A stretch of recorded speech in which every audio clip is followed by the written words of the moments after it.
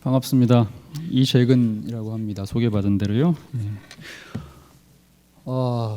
정말 많은 분들이 모이셨어요.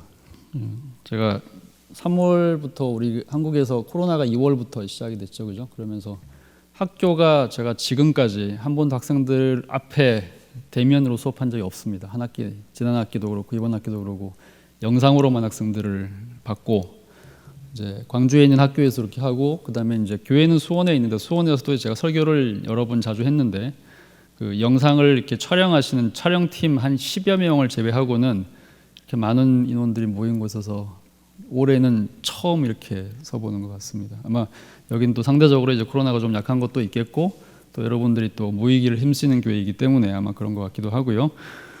정말 이제 이런 종류의 분위기가 앞으로도 계속 이어져서 우리 모두가 계속해서 한 마음으로 모여서 예배드리기를 힘쓰고 그 안에 기쁨이 있는 그런 시간이 됐으면 좋겠습니다.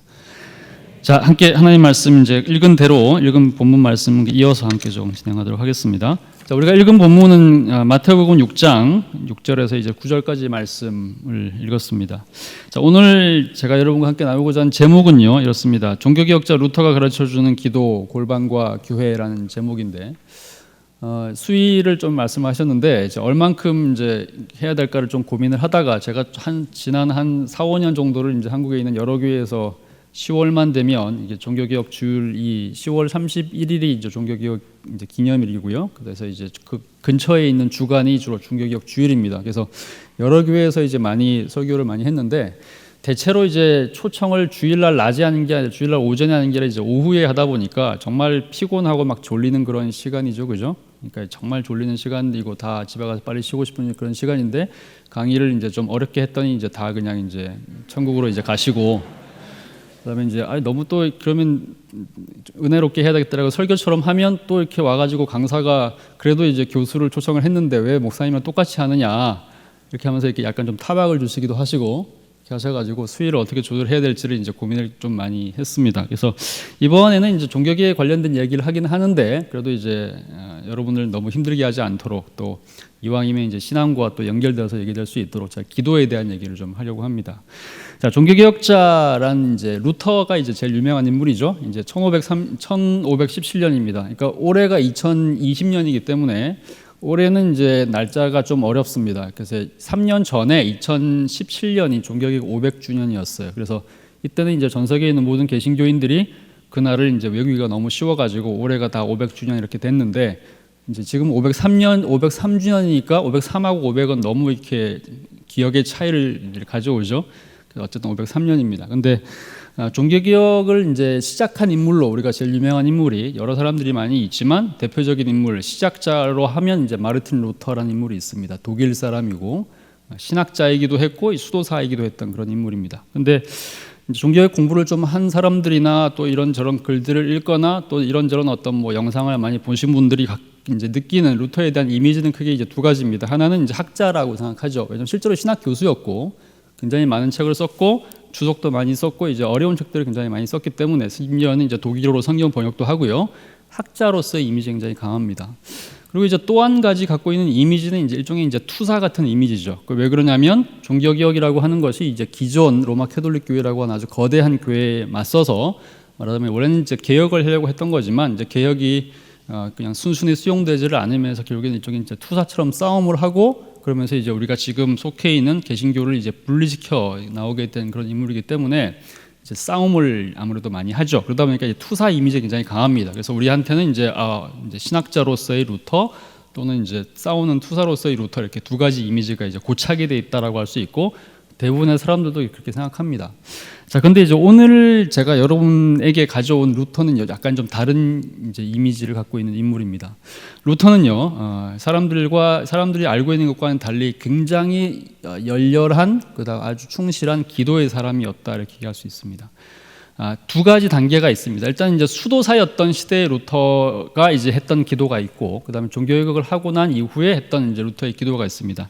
루터는 이제 기도의 사람이라고 이제 많이 불리는데, 원래 이제 수도사였던 시대, 그러니까 이제 루터가 1505년부터 1523년까지, 그러니까 무려 18년 동안 원래 수도사로 있었습니다. 근데 이제 옛날에 이제 여러분들이 뭐 TV 이미지나 또는 이제 영상 이미지 이런 것들을 많이 봐서 아시겠지만, 수도사라고 하는 사람들이 정말 거의 고행을 하는 그런 사람들이거든요. 그래서 이제 당시에 루터가 이제 독일의 에르푸르트라는 지역에서 이제 아우구스티누스 수도회라 그러죠. 그러니까 영어로는 이제 어거스틴 이렇게 하는 사람이에요. 근데 그 신학자의 이름을 딴 수도회인데, 이 아우구스티누스의 수도원에서 18년 동안 그러니까 젊은 시절에 이제 수도사로 이제 시간을 보냅니다. 근데 기도를 어떻게 했는지를 이제 그가 자기 책에다 써놓은 이제 내용이 있습니다. 그러니까 우리가 한국의 교회가 이제 새벽 기도를 주로 이제 지금은 이게 새벽 기도 몇 시에 하죠? 5시 반 뭐 정도 하나요?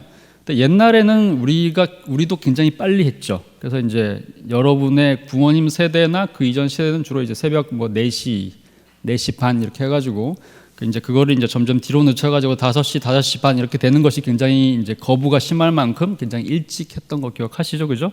뭐 저희도 이제 그랬던 기억이 있는 것 같아요. 근데 루터는 이제 새벽 2시부터 기도를 시작을 합니다. 그래서 그러니까 새벽 2시까지 이제 좀 일찍 자겠죠, 그죠? 그래서 잠을 이제 자다가 이제 교회에서 이제 수도원에서 종을 한번 땅 치면 일어나자마자 바로 그 자리에서 무릎을 꿇고 침상에서 이제 기도를 하기 시작합니다. 그런 다음에 종을 한번 더 치면 그때부터는 이제 다 일어나가지고 옷을 입고 수도사들이 다 나오는 거죠. 그래가지고 예를 들면 이제 기숙사 같은 데 있다 그러면 옛날 수도원 같은 경우는 주로 이렇게 회랑이라 그러죠. 중간에 이제 비어 있고 그 옆에 이제 기둥이 쫙 서해져 있으면 거기를 통과해서 이제 나오는 거죠. 그래서 회랑을 따라서 쭉 나와가지고 그 다음에 이제 성당 예배당으로 들어갑니다. 들어가가지고 이제 45분 동안 이제 열심히 이제 이런저런 기도를 하는 거죠.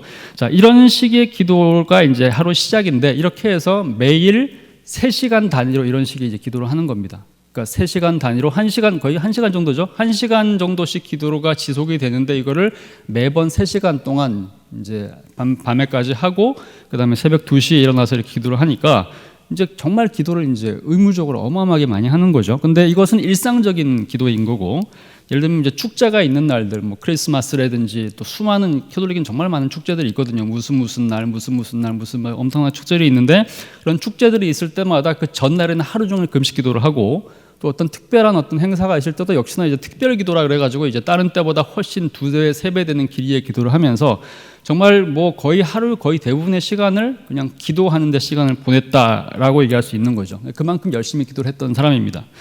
자, 근데 이 당시의 기도가 루터한테 별로 이렇게 평화나 또는 이제 안정을 주지 못한 것 같습니다. 기도 많이 하면 우리가 평안하고 뭐 하나님과 깊이 관계도 맺어지는 것 같고 행복하고 이래야 되는데 루터가 했던 기도가 그런 느낌이 아니었다 그럽니다. 왜 그랬느냐? 루터는요, 기도를 할 때마다 굉장히 압박감과 의무감 때문에 거의 질식해서 죽을 것 같다는 얘기를 많이 했어요. 왜 그러느냐? 이게 이제 공로라는 굉장히 중요한 개념이 있습니다. 여러분들이 이제 주로 종교개혁 얘기를 이제 처음 듣다 보면 이제 예를 들면 공로 얘기를 많이 들어보셨죠, 그죠?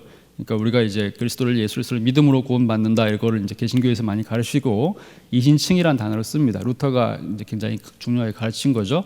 근데 이제 당시에 그 로마 캐톨릭 교회의 구원론이 이제 공로 구원론이라 그래가지고 말하는 일종의 덕을 쌓는 개념이라고 생각하시면 되죠. 그러니까 우리가 이 땅에서 태어나가지고 비록 뭐 그리스도께서 우리를 위해 죽으시긴 하셨지만 그럼에도 불구하고 여전히 우리 안에 이제 여러 가지 죄들이 남아 있고 또 우리가 끊임없이 죄를 많이 이제 범하기 때문에 엄청나게 많은 죄가 계속해서 쌓이는 거란 말이죠. 근데 그 엄청나게 많이 쌓이는 그 죄들을 우리의 선행이나 우리의 뭐 좋은 행동이나 뭐 구제라든지 뭐 순례라든지 심지어는 뭐 기도라든지 헌금이라든지 이런 것들을 통해 가지고 하나씩 그 죄를 이제 해결해 나가는 것이 이제 공로라는 거죠. 근데 우리가 워낙에 죄인이고 수많은 죄를 짓고 행동으로뿐만 아니라 수많은 마음으로 뭐 우리가 생각지도 못한 죄들을 알게 모르게 많이 짓다 보니까 우리가 아무리 많은 공로를 행하고 수많은 행동을 하고 선한 행위를 한다고 하더라도 그 행위가 그 선한 공로가 우리가 짓는 죄의 속도를 따라가지 못한단 말이죠. 그러니까 이제 결국에는 그것이 계속해서 이제 끊임없이 쌓이다 보면 그 갭이 워낙에 크다 보니까 어마어마하게 많은 이제 죄악들이 끊임없이 쌓이는 거죠. 아무리 노력해도 해결할 수 없는 그런 죄악들 같은 거죠. 그래서 루터에게는 기도도 말하자면 일종의 공로였습니다. 그래서 기도는 하나님과 화해하고 구원받는 수단인데 기도를 많이 하면 할수록 공로를 쌓게 되는 것이고 죄를 하나씩 해결해 나가는 건데, 근데 문제는 뭐냐면 기도를 정말 많이 해야 되고 어마어마하게 많은 기도의 시간들이 정해져 있는데 그 기도 시간을 충분히 채우지 못하는 것을 루터가 매일매일 이제 경험을 하는 거죠. 그래서 기도 시간을 충분히 채우지 못하고 실행하지 못하는 것은 죄라고 스스로 생각해가지고 기도를 많이 하면 할수록 오히려 더 죄책감에 시달리는 그런 상태에 이릅니다. 왜냐하면 아무리 기도를 해도 정해져 있는 저 목표에 절대로 내가 다다르지 못한다라는 그런 생각을 한 거죠. 그래서 물리적으로 이제 시간이 굉장히 많이 바쁘니까 이걸 채우기 위해 가지고 심지어는 잠을 자야 되는 시간인데도 잠을 안 자고 밤새도록 기도를 하는 거죠. 왜냐하면 기도 시간을 채워야 되니까. 그리고 이제 공로를 쌓아야 되니까. 그다음에 이제 주말에 이제 뭐 밤에만 그런 게 아니라 주말에도 다른 사람들 다 자거나 뭐 심지어는 공부하고 할 때도 내가 기도 시간을 다 못 채웠으니까 이걸 빨리 채워야 돼 이렇게 해가지고 주말에도 거의 밀린 기도를 하는 거죠. 이게 어마어마하게 많은 기도를 하는데 루터가 이런 얘기를 했습니다. 혹시 제가 이게 뜨나요? 예, 여기 있습니다. 자, 우리 함께 좀 읽어볼까요? 시작. 나는 내 방에 처박혀 나에게 주어진 기도 시간을 모두 채우기 전까지 아무것도 먹거나 마시지 못했습니다. 이것 때문에 어떤 때는 5일 동안 잠을 자지 못해 미치는 줄 알았습니다. 루터가 이런 얘기를 합니다. 그러니까 기도를 정말 열심히 했는데 문제는 이제 자기 기도 시간을 다 채우지 못했다고 생각하는 거죠. 그러니까 이 기도 시간을 채워야지 하나님이 사랑해 주시고 하나님께서 이제 좋아하시고 기쁨이 되는 건데 이걸 채우지 못하니까 주말에 잠도 안 자고 진짜 5일 동안을 잠도 안 자고 죽도록 기도를 하는 거죠. 근데 이런 기도가 평안을 가져다 주지는 않을 거 아닙니까? 결국은 이런 식으로 하다가 미쳐서 죽는 줄 알았다. 이렇게 실제로 이제 굉장히 이제 노골적으로 표현을 합니다. 결국 이 기도라고 하는 것은 루터에게 해방을 주고 자유와 기쁨을 주는 기도가 아니라 올무가 되고 족쇄가 되는 기도인 거죠. 결국 그렇게 하다 보니까 3개월치 기도 시간이 지나가지고 하다 보니까 결국에는 이제 기도가 밀려가지고 3개월치 기도가 밀려버린 거예요. 마치 우리가 빚을 갚아야 되는데 이자만 열심히 갚다가 결국은 원금 못 받고 나중에 막 이렇게 막 뭐 장기도 떼이고 막 이러는 것처럼 기도를 하지만 기도의 어떤 남아있는 부분만 겨우겨우 채우는 정도로만 지나지 않는 거고 이게 올무와 족쇄가 돼가지고 결국에는 기도를 거의 이제 포기할 지경에 이릅니다. 이렇게 하느니 차라리 기도를 안 하는 게 낫지. 아무리 해도 안 태워지는 거라고 하면 도대체 무슨 이게 의미가 있느냐. 그래서 이런 얘기를 또 합니다. 같이 읽어볼까요? 시작. 기도 시간을 채우는 일은 이제는 솔직히 감당할 수 없는 짐이 되었습니다. 그렇게 난 기도를 포기할 수밖에 없었습니다. 자, 이렇게 얘기를 했어요. 그러니까 아무리 열심히 기도를 해도 결국 기도의 짐을 다 감당할 수가 없고 이걸 다 채울 수 없으니까 밀린 것들을 기도를 하다가 최종적으로는 결국엔 이것을 포기하는 상태에 이르게 되는 거죠. 기도가 더 이상 기쁨도 아니고 자유도 아니고 해방도 아니고 하나님과의 관계도 아니고 그냥 무서운 하나님으로 받는 심판같이 느껴지는 그런 상황이 오는 거죠.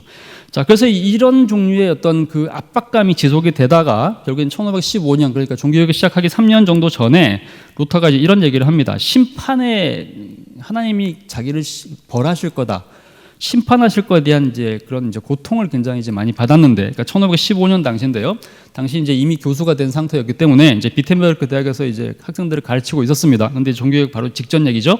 근데 교수가 이제 된 상태에서 이제 그 다음 단계로 예를 들면 오늘날 친다면 뭐 조교수에서 부교수 이런 식으로 진급을 해야 되는 상황인데 진급을 하려면 시험을 열심히 공부를 해야 될 거 아닙니까? 실력을 보여줘야 되는 거니까 열심히 공부를 해가지고 이제 시험을 쳐야 되기 때문에 공부를 열심히 하다 보니까 결국에는 기도 시간을 다 채우지를 못한 거죠. 근데 그날 밤에 마침 하늘에서 엄청난 천둥과 폭풍이 막 몰아쳤어요. 그래서 그때 루터가 뭐라고 생각했냐면 아, 하나님이 내가 기도 시간을 빼먹었으니까 나를 지금 하나님이 나를 죽이려고 하시나 보다. 나를 기도를 안 한 나를 하나님께서 죽이려고 지금 하늘에다가 천둥과 번개를 지금 퍼붓고 계시는구나 라고 생각하고 밤새도록 덜덜 떨었다는 그런 얘기까지 루터가 이제 쓴 적이 있습니다. 자, 그만큼 루터에게 기도는 굉장히 고통스러운 내용이었다는 얘기가 되는 거죠. 자, 여기까지가 이제 수도사 루터의 기도입니다. 실제로 이제 기도의 시간만 가지고 본다면 루터가 이때만큼 열심히 기도한 때가 없을 것이고 아마 우리 중에 있는 그 누구도 루터만큼 많이 기도하지 못했을 겁니다. 그럼에도 불구하고 루터에게는 이 기도가 거의 지옥 같은 그런 경험을 하게 만든 그런 경험이었다는 거죠. 자, 근데 이제 1517년이 지나고 나서 루터가 이제 종교개혁자가 됐습니다. 많은 족쇄와 올무를 떨쳐버리고 나서 새롭게 이제 기도에 대한 정의를 내리고 난 이후에 그런 기도책으로 해석을 하고 난 이후에 루터가 이런 얘기를 합니다. 이제는 더 이상 내가 기도를 올무와 족쇄로 생각하지 않게 되었다라고 얘기를 하면서 이제는 내가 하나님 앞에서 기도할 때마다 더 이상 내가 시간에 얽매이지 않겠다. 규율에 얽매이지 않겠다. 형식에 얽매이지 않겠다. 그리고 기도할 때마다 이것이 나에게 억무가 되고 나를 지옥에 빠뜨리는 것이 아니라 나에게 소망과 희망과 자유를 주는 그런 관계를 하나님께서 드디어 나에게 누리게 해주셨다라는 고백을 이때부터 하기 시작합니다. 그러면서 루터가 일종의 이제 루터의 기도 신학이라고 할 만한 굉장히 중요한 주제 하나를 이제 만들어냅니다. 그러면서 이제 이런 두 가지 주제를 얘기를 하는 거죠. 하나는 뭐냐면요. 기도라고 하는 것은 뭐냐? 소위 이제 개신교인의 기도라고 하는 거죠. 기도라고 하는 것은 거룩하신 주님 앞에 서 있는 단독자, 그러니까 우리 기도라고 하는 것이 기본적으로 하나님과 1대1 관계에서 하는 거죠. 주변에 있는 누구랑도 관계없이 하나님과 1대1 관계에서 하나님 앞에 서 있는 1대1 관계의 단독자로서 하는 기도인 동시에 이것은 교회 공동체의 일원이라는 것을 우리에게 가르쳐 주는 것이 바로 기도다, 이렇게 얘기를 하고, 그 다음에 말씀에 근거한 기도를 이제 얘기를 합니다. 그러니까 이제 크게 키워드가 세 가지예요. 하나는 이제 단독자라는 게 있고, 하나는 이제 공동체라는 단어가 하나가 나오고, 세 번째가 이제 말씀이라는 단어가 나옵니다. 자, 이게 도대체 무슨 얘기일까? 골방은 뭐, 그러니까 단독자는 뭐고, 공동체는 뭐고, 말씀에 대한 건 뭘까? 자, 이것을 이제 루터가 이제 가르친 기도를 이제 배우기 위해서 이론적인 내용을 우리가 찾아가기보다는 역시 지루할 테니까, 그래서 이제 제가 하나의 이제 사례를 하나 가지고 왔습니다. 자, 당시 이제 루터가 이제 종교개혁을 이제 비텐베르크 하고 난 이후에 루터에게 아주 좋은 친구가 된 사람이 하나 있었습니다. 신학자 또는 이제 교회 지도자들한테 뭐 친구라고 하면 대체로 뭐 같은 신학자들 레벨에 있는 사람이거나 아니면 뭐 굉장히 이제 고위 성직자 이렇게 생각하기 쉬운데, 루터에게 가장 친한 친구는 누구였냐면 루터의 머리를 깎아주는 이발사였어요. 그 이발사 이름이 이제 페터라는 사람입니다. 그러니까 피터는 그냥 이제 독일어로 페터, 영어는 피터죠, 그죠? 그러니까 너무 흔한 이름인 거죠. 우리 옆에 있는 뭐 철이 영이 뭐 이런 것처럼 아주 이제 일반적인 사람이고, 그다음에 뭐 당시 이발사들이니까 뭐 이발사들 중에도 공부를 굉장히 많이 하신 분도 많이 계시겠지만 뭐 딱히 이제 그런 종류의 사람은 아닌 거고, 그냥 이제 우리 주변에서 늘 찾아볼 수 있는 너무너무 이렇게 평범하신 분들, 그다음에 이제 뭐 성직자 이런 분도 아니고 그냥 일반 성도들 뭐 이런 분들이에요. 근데 이제 이 이발사 페터가 이제 어느 날 이렇게 요구를 했나 봐요. 이제 루터한테 내가 기도를 좀 하고 싶은데 기도 어떻게 하는지 몰라가지고 내가 좀 기도를 좀 하고 싶은데 나한테 기도를 좀 가르쳐 주세요, 이렇게 얘기를 하죠. 그러니까 이제 루터가 이제 굉장히 바빠가지고 이제 오랫동안 못 쓰다가 시간이 지나고 나서 이제 루터 이제 이 페터한테 편지를 씁니다. 근데 이 편지가 뭐냐면 이제 기도의 법을, 기도하는 법을 가르쳐 주는 그런 기도죠. 그러니까 부제가 뭐냐면 간단한 기도법이라고 되어 있습니다. 그러니까 좋은 친구 이발사 페터에게 이제 보내는 편지 이렇게 해가지고 이제 간단한 기도법 이렇게 돼 있는데, 자, 이 내용이 이제 여러분 앞에 나오는 내용인데 우리가 잠시 한번 좀 읽으면서 이제, 그러니까 이 편지가 굉장히 길어요. 그러니까 짧은 편지는 아니고 책으로 이제 한 50페이지 정도 될 만큼 긴 편지이긴 한데 그 긴 편지의 제일 앞에 나오는 내용입니다. 여기서 이제 말하자면 루터의 기도 원리가 이제 등장한다고 할 수 있습니다. 함께 좀 읽어볼까요? 시작. 사랑하는 페터, 기도하는 방법을 일러준다고 했는데 이제야 글을 보내네. 이 편지는 내가 평소에 기도하는 방법을 쓴 것이네. 우리 주님의 도움으로 자네를 비롯한 모든 사람이 기도를 더 잘할 수 있기를 바랄 뿐이네. 가장 먼저 해줄 이야기는 잡생각이 들고 심란해서 기도할 마음이 들지 않을 때 기도하는 법이네. 우리의 육신과 마귀는 온갖 방법을 동원해 기도를 방해한다네. 이럴 때가 오면 난 그 즉시 간단한 시편이라도 집어들고 골방으로 들어가든지 교인들이 모여있는 교회로 뛰어가 시간이 허락하는 한 거기서 시간을 보낸다네. 그리고 십계명, 사도신경으로 시작해서 주기도문을 한 구절 한 구절 묵상한다네. 더 이상 시간이 주어지면 복음서나 바울서신 혹은 시편을 읽는데 이때 중요한 건 어린아이처럼 또박또박 소리내어 읽어야 한다는 점이라네. 이렇게 얘기했습니다. 자, 이게 이제 루터가 페터한테 가르친 기도의 첫 번째 구절입니다. 이미 여기서 여러분들이 대략 아마 파악을 했을 것 같습니다. 자, 제가 세 가지 키워드를 얘기했죠, 그죠? 하나가 뭐였습니까? 단독자라는 얘기를 했고, 두 번째가 뭐였습니까? 공동체라는 얘기를 했습니다. 세 번째는 뭐였죠? 말씀이라는 얘기를 했죠. 여기에 기본적으로 이제 루터의 기도 신학이 들어 있습니다. 첫 번째 이제 공간 얘기를 했어요. 자, 무슨 얘기를 했습니까? 기도의 장소 이야기를 하면서 루터가 강조했던 기도의 공간은 두 군데였죠. 하나는 어디였습니까? 골방이었죠. 또 한 가지가 어디냐면 교회였습니다. 자, 골방이라고 하는 것은 이제 우리가 읽은 성경 마태복음 6장 6절에 나오는 바로 그 내용입니다. 너는 기도할 때 뭐라고 얘기했습니까? 내 골방에 들어가 문을 닫고 은밀한 중에 계신 내 아버지께 기도하라. 은밀한 중에 보시는 내 아버지께서 갚으시리라, 이렇게 얘기를 했죠. 자, 이것이 이제 모든 기도의 기초이자 중심입니다. 그렇지 않습니까? 우리가 기도할 때 그 기도는 기본적으로 하나님을 향하는 것이죠.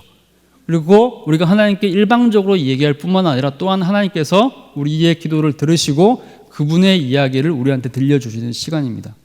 이거는 굉장히 내밀한 경험 같은 거죠. 그래서 모든 인간은 기도할 때 하나님 앞에 단독자로 섭니다. 그래서 주님과 은밀한 대화를 나누고 친밀한 대화를 나누면서 다른 어떤 사람도 침범하지 못하는 영역에서 하나님과 1대1 관계를 맺는 것이 바로 기도이죠. 그래서 여기에서 지극히 개인적이고 실존적인 경건 행위가 이루어지는 것인데 이것이 바로 기도라고 할 수 있습니다. 그러니까 모든 기도는 기본적으로 1대1 관계에서 이루어지는 것이고 여러분들이 어디서 기도하든지 간에 일종의 골방 같은 개념을 가지고 기도를 하는 거죠. 실제로 여러분들 집에 안에 기도하는 골방이 있든지 아니면 뭐 부엌에서 기도를 하든지 걸어가면서 기도를 하든지 산에 가서 기도를 하든지 차 안에서 기도를 하든지 이것은 기본적으로 골방이죠. 그렇죠? 왜냐하면 하나님과 여러분들이 1대1로 만나는 공간이기 때문에 여기서 여러분들의 모든 내밀한 것들, 가장 은밀한 것들, 그 어떤 사람에게도 심지어는 나의 남편과 아내나 누구에게도 얘기하지 못하는 것들을 심지어 상담자에게도 얘기하지 못하는 것들을 여러분들은 하나님 앞에 내어놓을 수가 있고 하나님께서 1대1로 그 관계를 들으시고 그 기도를 들으시고 여러분의 길을 인도하시는 것, 그것이 바로 기도라는 겁니다. 맞습니까? 우리가 잘 알고 있는 내용이죠. 자, 근데 루터는 이제 하나를 더 얘기합니다. 뭐라고 얘기합니까? 시편이라도 집어들고 골방으로 가든지라고 얘기했는데 이어서 또 뭐라고 얘기하냐면 교인들이 모여있는 교회로 뛰어가서 시간이 허락하는 대로 거기서 시간을 보낸다라고 얘기를 하는 거죠. 자, 그러면 이제 이 교회라는 게 도대체 뭘까? 자, 교회라고 하는 것은 반드시 건물만 의미하는 것은 아닙니다. 그죠? 우리가 물론 교회에 와가지고 이 건물에서 정해진 시간에 공간에서 같이 기도하는 것 여전히 중요하지만 여기서 말하는 루터의 의미는 그냥 공간 자체만 얘기하는 건 아닌 것 같습니다. 건물만 얘기하는 건 아닌 것 같고요. 자, 이렇게 얘기할 수 있습니다.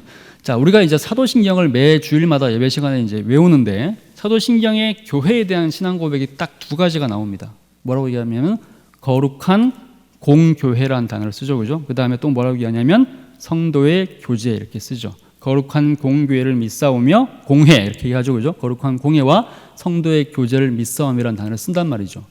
여러분들이 교회에 온다는 것은 무슨 얘기냐? 교회 온다는 것은 무슨 얘기냐? 이제 루터식으로 얘기한다면 이런 겁니다. 말하자면 이제 공교회라는 단어를 썼을 때 이 공이라는 단어는 우리가 여러분들이 지금 다니고 있는 이 교회는 지역교회입니다. 말하자면 이제 구미 상모교회라고 하는 지역교회고 대한민국이라는 나라에 있는 교회고 그 다음에 구미라는 지역에 있는 일종의 지역교회이자 시간적으로 20세기, 21세기에 있는 교회이죠. 여러분들이 지금 여기에 와서 예배를 드린다는 행위는 지금 드리는 것은 말하자면 지역교회 안에서 정해진 시간과 공간에서 예배를 드리는 거죠.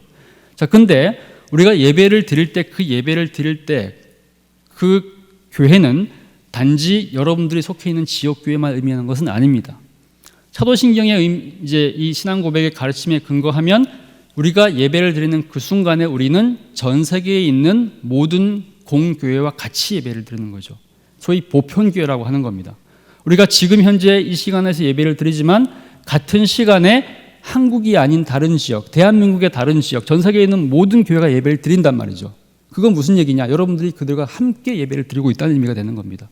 심지어는 공간으로만 여러분들이 지금 예배를 드리는 것이 아니라 시간적으로도 여러분은 그들과 함께 예배를 드리는 겁니다. 예를 들면 지금 현재 여러분들이 예배를 드리지만 여러분의 부모님들이 혹시 돌아가신 분이 계시다 그러면 여러분의 부모님들 중에 이 교회는 오래된 교회니까 여러분의 부모님들이 30년 전에 40년 전에 이 교회 다녔을 거 아닙니까? 그렇죠? 그분들이 예배를 이곳에 들으셨죠? 여러분은 그분과 함께 예배를 드리고 있는 거예요. 심지어는 100년 전, 200년 전, 300년 전, 500년 전, 600년 전, 1500년 전에 예수께서 이 땅에 오시는 그 이후부터 이 땅에 존재하는 모든 교회가 예배를 드렸을 텐데 교회로 모였을 텐데 여러분은 그들과 함께 예배를 드린 것이 되는 겁니다. 이것이 바로 공교회라는 개념이에요. 여러분들이 어디에 있든지 어디서 예배를 드리든지 어떤 시간에 예배를 드리든지 간에 여러분들은 그 공교회에 속해 있는 지상에 있는 모든 그리스도를 따르는 형제 자매들과 함께 예배를 드린 것이고 그들과 함께 교제하는 공동체 안에 들어온 겁니다. 그것을 뭐라고 얘기합니까? 성도의 교제라고 얘기한단 말이죠. 그러므로 우리가 골방에 가서 기도할 때 그 다음에 교회에 와서 기도할 때 그 기도는 단지 여러분과 하나님과의 1대1 관계만 의미하지는 않습니다. 왜 그렇습니까? 여러분들이 교회에 와서 기도하는 그 순간 여러분들은 전 세계에 있는 모든 그리스도인과 하나가 된 것이기 때문이죠. 그들과 연결되어서 그들과 함께 예배하고 그들과 함께 기도하는 것이 되기 때문에 그렇습니다. 그래서 루터가 이런 얘기를 합니다.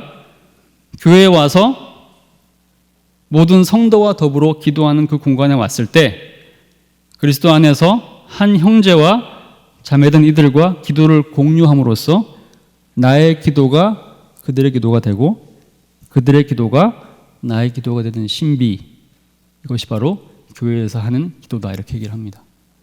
자, 이 얘기를 루터가 실제로 그래서 또 씁니다. 여기 보시면요. 자, 이거는 이제 루터의 가장 초기에 이제 편지의 가장 앞에 나온 얘기고요.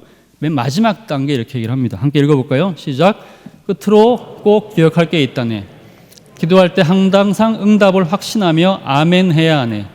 주님이 자네의 기도에 귀를 기울이고 꼭 응답하겠다고 하신 약속을 의심해서는 안 되네. 무릎을 꿇든지 서서 기도하든지 자네 혼자 기도하는 게 아니라네. 모든 경건한 그리스도인이 자네 곁에서 자네 주위에서 위로하고 용기를 더하며 기도하고 있다네. 주님은 그런 기도를 무시하지 않는다네. 그리고 항상 이런 마음가짐으로 기도를 맞춰야 하네. 자, 이것이 루터가 마지막으로 썼던 표현입니다. 뭐라고 얘기합니까? 무릎을 꿇든지 서서 기도하든지. 그러니까 기도의 형식이 중요한 게 아니란 얘기예요. 여러분들 기도를 무릎을 꿇고 해도 되고 서서 해도 되고 앉아서 해도 되고 심지어 눈을 뜨고 해도 상관이 없습니다. 루터는 이제 더 이상 옛날 수도원식의 형식에 얽매이지 않는 거죠. 근데 중요한 게 뭐냐? 이 중요한 원리죠. 우리가 골방에서 기도하든지 심지어는 여러분들이 교회에 와서 이 기도할 때 여러분들의 기도는 혼자 하는 기도가 아니라는 겁니다. 자네 혼자 기도하는 게 아니라는 얘기라는 거죠. 우리가 기도하는 바로 그 시간에 모든 경건한 그리스도인이 자네 곁에서 주위에서 함께 위로하고 용기를 더하며 기도하고 있다네. 이렇게 얘기하는 거죠. 우리가 기도할 때 성령님이 우리를 위해서 함께 기도하는 건 알고 계시죠? 탄식하면서 기도하는 거 알고 계시죠? 근데 성령님만 그렇게 기도하는 것이 아닙니다. 루터의 기도에 의하면 또 누가 기도를 한다고요? 우리 주변에 있는 공교회에 속한 모든 성도가 우리의 기도를 대신해서 우리와 똑같은 마음으로 공감하면서 하나님 앞에 아뢰고 있다는 거죠. 이것이 바로 교회에서 기도하는 이유입니다. 여러분은 골방에서 하나님과 1대1로 기도할 수 있습니다.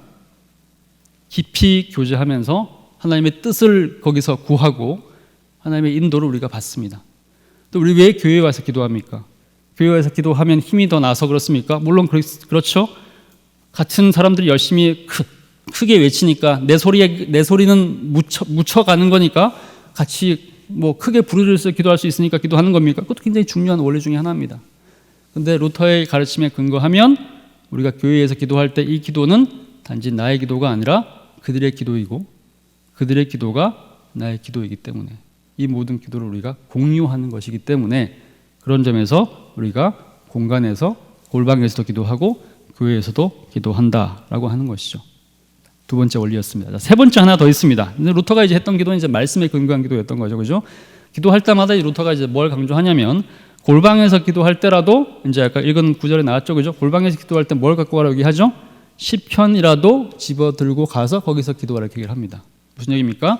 성경 말씀에 근거한 기도를 하라는 얘기죠. 그 다음에 교회에 가서 기도할 때도 거기서 이제 가능한 시간을 보내면서 십계명, 사도신경, 주기도문을 한 구절 한 구절 묵상하면서 기도한다고 얘기를 하고 이어서 시간이 더 주어지면 복음서나 바울서신, 시편 같은 것들을 읽으면서 기도한다고 얘기를 합니다. 왜냐하면 우리 기도라고 하는 것이 늘 너무 이제 우리는 이제 기도 자체가 워낙 너무 개인적이 될 가능성이 많고 주관적이 될 가능성이 많고 결국에 이제 말씀의 어떤 깊이에서 벗어나서 너무 이렇게 자기중심적인 기도를 하게 된 경우들이 너무 많기 때문에 그렇죠. 그럴 때마다 이제 기도할 때마다 루터는 뭘 가르쳐 주냐면 시편이라든지 뭐 사도신경이라든지 뭐 주기도문, 십계명 같은 것들을 읽으면서 사도신경은 성경은 아니지만 십계명하고 주기도문은 아예 성경 자체죠, 그죠? 성경에 나오는 출애굽기 20장, 마태복음 5장 딱 나오는 이제 성경 말씀 자체이기 때문에 그걸 기도하는 것이고 사도신경은 그 자체로 성경은 아니지만 성경에 나오는 메시지들을 다 모으고 모아가지고 일종의 엑기스처럼 이제 만든 것이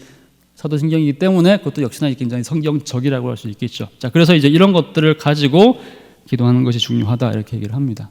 자, 이것이 이제 오늘날 우리에게 루터가 가르쳐준 굉장히 중요한 기도입니다. 우리가 이제 세 가지를 배웠던 거 기억하시죠? 하나는 기도의 원리, 루터의 기도 원리 얘기하면서 우리에게 족쇄가 되고 올무가 되고 의무가 되는 기도가 아니라 우리에게 해방과 자유와 기쁨을 주는 기도를 얘기를 하면서 루터가 공간 얘기를 했습니다. 하나는 이제 골방이고 하나는 교회이고 그 다음에 뭐라고 했죠? 말씀에 근거한 기도 이렇게 얘기를 합니다. 자, 이렇게 얘기를 하면서 이제 루터가 마지막으로 이제 쭉 이제 50페이지 정도를 쫙 걸쳐서 쭉 얘기를 한 다음에 마지막으로 이제 루터가 최종적으로 이제 그 책을 마무리하면서 실제로 이제 기도하는 방법을 잘 몰랐고 또 이제 기도를 잘 해보지 않았던 페터한테 마지막으로 이제 기도 문 자체를 하나를 작성해서 이제 보내면서 편지를 끝내기 전에 이렇게 기도하고 편지를 이제 읽기를 마무리하라고 얘기를 합니다. 자, 그 본문이 있거든요. 자, 이건데요. 이게 마지막입니다. 예, 여기 나오네요. 자, 이제 마지막 페이지에 루터가 쓴 페터에게 쓴 마지막 편지의 기도문인데 이 기도문을 우리가 함께 읽겠습니다. 시작. 오 거룩하신 하나님, 당신은 사랑의 주님입니다. 저는 보잘것없는 죄인입니다. 저는 감히 눈을 들어 당신을 바라보지도 두 손 모아 당신께 간구하지도 못하겠습니다. 그러나 당신을 무엇이든 간구하라 명하셨고 그 기도에 귀를 기울이겠다고 약속하셨습니다. 당신의 사랑하는 아들 예수 그리스도를 통해 어떻게 그리고 무엇을 기도할지 가르쳤으니 저는 그 약속과 말씀에 순종하여 당신 앞에 나옵니다. 당신께서 가르쳐 주신 대로 모든 성도와 더불어 나의 주 예수 그리스도의 이름으로 기도합니다. 아멘. 마지막 구절에서 이제 제가 줄쳐놓은 부분을 기억하십시오. 여러분들이 하나님 앞에서 골방에서 기도하든지 또는 심지어는 이제 교회에서 기도하든지 이 기도는 단지 여러분 혼자만의 기도가 아니라는 겁니다. 그렇죠? 뭐라고 얘기합니까? 모든 성도와 더불어. 자, 이 기도를 여러분들 눈을 감으시고 마무리하는 기도로 하고 오늘 이제 설교를 마치도록 하겠습니다. 오 거룩하신 주님, 당신은 사랑의 주님입니다. 저는 보잘것없는 죄인입니다. 저는 감히 눈을 들어 당신을 바라보지도 두 손 모아 당신께 간구하지도 못하겠습니다. 그러나 당신은 무엇이든 간구하라고 제게 명하셨고 그 기도에 귀를 기울이겠다고 약속하셨습니다. 당신의 사랑하는 아들 예수 그리스도를 통해 어떻게 기도할지 가르치셨고 또 무엇을 기도할지 가르쳤으니 저는 그 약속과 말씀에 순종하여 당신 앞에 나옵니다. 당신께서 가르쳐 주신 그대로 모든 성도와 함께 나의 주 예수 그리스도의 이름으로 기도합니다. 아멘.